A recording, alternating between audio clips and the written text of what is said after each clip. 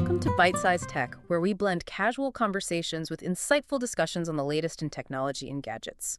Today, we're taking a look at Apple's recent hardware and software stuff, really digging into how they've kind of re-engineered audio, tackled language barriers with AI, and also, what happens when the software starts leaving older hardware behind. Right. And our goal here is basically to cut through the noise for you. We'll distill the key changes, look at some of the surprising science behind the engineering, so you know what actually matters in these updates. Okay, great.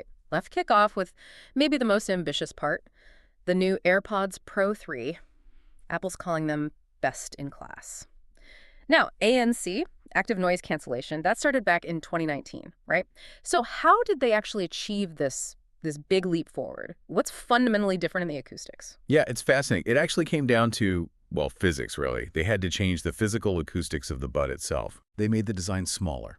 And doing that meant a completely re-engineered internal geometry. The sources we looked at noted this new structure was built specifically to, and I quote, really help us direct audio directly into the ear canal. Huh. But making something that tiny smaller, Sure. doesn't that mess everything up? Like all the previous tuning just goes out the window? Sounds tricky. Oh, absolutely. It creates huge complications, Right. which is why they needed a new brain, essentially. That's where the H2 chip comes in. It's not just faster. It runs this brand new self-tuning algorithm made just for the Pro 3. Self-tuning? Yeah, this algorithm actively compensates and corrects for that new physical shape and for the, unique variations in your own ear canal. Wow. So my ears aren't perfectly symmetrical. Nobody's are, really. So this thing is constantly adjusting its sound profile and its noise cancellation just for me. The tech adapts to the person, not the other way around. That's exactly the idea. The device adapts to you. And, this focus on personal fit also shows up in the accessories. You mentioned the new extra small tip, which is great for fit, but the foam-infused ear tips are also a big deal, technically speaking. The foam tips, I figured those were mostly about comfort, maybe making them feel a bit more secure in the ear. Well, comfort is part of it, sure, but the technical gain is significant. Engineers confirm these foam tips give the best seal they've ever managed. Ah, the seal. Oh. And that physical seal, that's like the foundation for really good ANC. But the bonus, and this is cool, is how much it improves transparency mode. How does it help transparency? Because with a near-perfect seal, the digital system can handle those mid and high frequencies way better. So human voices sound much more natural, more present when you're trying to listen to the world around you. Okay, this is where it gets really interesting for me. Apple seems to be shifting focus, moving away from just pure isolation, blocking everything out towards something they're calling a more social audio experience. Yeah, they specifically mentioned that headphones have always been kind of isolating, historically. The new goal, they said, is looking at how to invite people in for communication. Yeah. So the sources claim they found this beautiful sweet spot. You get even stronger noise cancellation when you need quiet, but also this new personalized transparency when you need to be aware of your surroundings. And they're framing this as more than just convenience, right? They're talking about actual health benefits, too. Absolutely. Think about adaptive EQ. When you're hit with a sudden loud noise like a siren or a really loud train, the system doesn't just adjust the sound for clarity. It does more. It detects that loud spike and intelligently switches modes, partly to actually protect your hearing. It's moving into that wellness space. That's a big claim, hearing protection. Is it truly reliable? Or is it more like a helpful nudge, but you still need to be careful about volume? It's a fair question. The engineers did point out that these advancements also help them build better hearing aid features. Okay. By getting that perfect seal and using the H2 chip for real-time sound correction, they can apparently compensate for higher levels of hearing loss now. So, moving towards wellness suggests the tech is robust, but yeah, common sense about volume still applies. No algorithm beats avoiding deafening noise altogether. It's just wild how much tech is crammed into our ears now. Yeah. Okay, speaking of heavy lifting computationally, the other huge software feature is live translation. This feels like pure sci-fi finally arriving. What do listeners need to actually use this? Right, it's pretty cool. Okay, so you need three things lined up. First, the latest OS is iOS 26 installed. Second, you need Apple Intelligence activated on your device. Right, the AI feature. Exactly. And third, you just need the Apple Translate app installed and up to date. Okay, that sounds mostly like software. Is this locked to the new AirPods Pro 3, or can folks with slightly older AirPods get in on this too? Good news there, it's not exclusive. Live translation works on the older AirPods Pro 2 and even the standard AirPods 4. So if you've got relatively recent buds, you get this massive upgrade purely through software.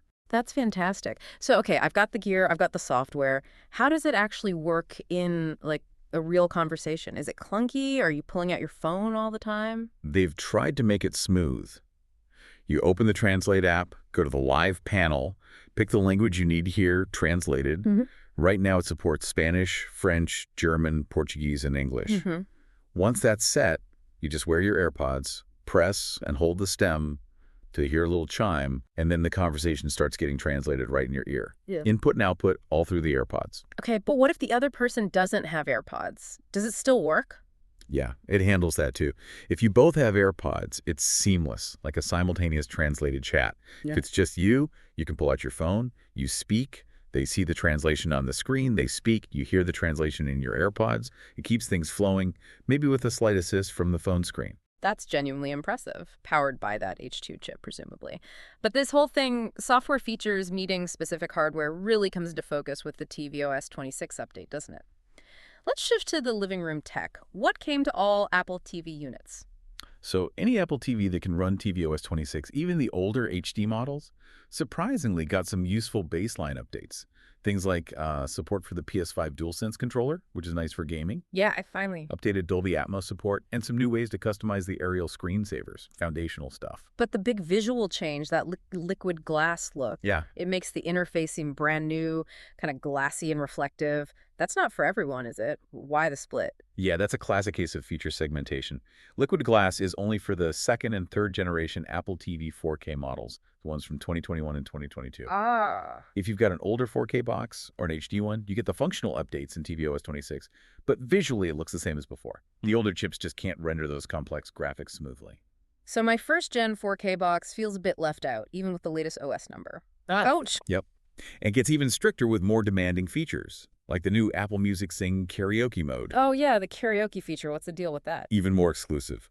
That only works on the very latest 2022 Apple TV 4K, and you have to pair it with a pretty recent iPhone, an iPhone 11, or a third-gen SE, or newer, also running iOS 26. Wow. So you need a specific combination of new-ish hardware across two devices just for karaoke? Exactly. It really shows how much the software features now depend on having that latest processing power. It's a clear trend. Okay, let's wrap up with one final point. A little hiccup found in the brand new iPhones, the Air and the 17 Pro. What's this rare camera issue people noticed? Yeah, it seems to be a very specific glitch. It happens under really extreme lighting. What people are seeing are small blacked out portions, including boxes and parts of white squiggles, showing up in photos. Weird artifact. Crucially, it only seems to happen when shooting directly at super bright, fast-moving LED displays. Think big concert screens or maybe massive event lighting rigs. Okay, so like the image sensor or processor gets overwhelmed by the intense flashing light and glitches out a bit. What's Apple saying? Is there anything else people should be aware of? Well, the good news is Apple acknowledged it right away. They called it very rare, so most people probably won't ever see it. And they say they've identified a fix that's coming in an upcoming software update. Okay, so a software fix is on the way. Yes. But even after the fix, it's always worth reminding people. Lasers, even the kind used in light shows at concerts, can permanently damage any phone camera sensor, like physical damage. So software fix or not, always be careful pointing your camera directly at laser displays at gigs. That is super important context. Okay, so let's zoom out. We've seen some incredible engineering, right? Personalizing audio with the H2, AI breaking down language barriers. It's amazing stuff. Definitely. But we also saw how newer software, like tvOS 26's visual refresh or the karaoke mode, is increasingly tied to having the latest hardware. The older boxes get left behind on certain features. It really highlights a shift, doesn't it? The value isn't just in the physical device anymore. So much of the experience depends on these proprietary chips, like H2, and the AI features they enable, like Apple Intelligence doing live translation. Right. So the question for you, the listener, becomes, how much do you value those intelligent software capabilities? Does the power of the software, which often needs the newest chip, start to outweigh how long the hardware itself might last when you're deciding, say, which earbuds or which streaming box to buy next?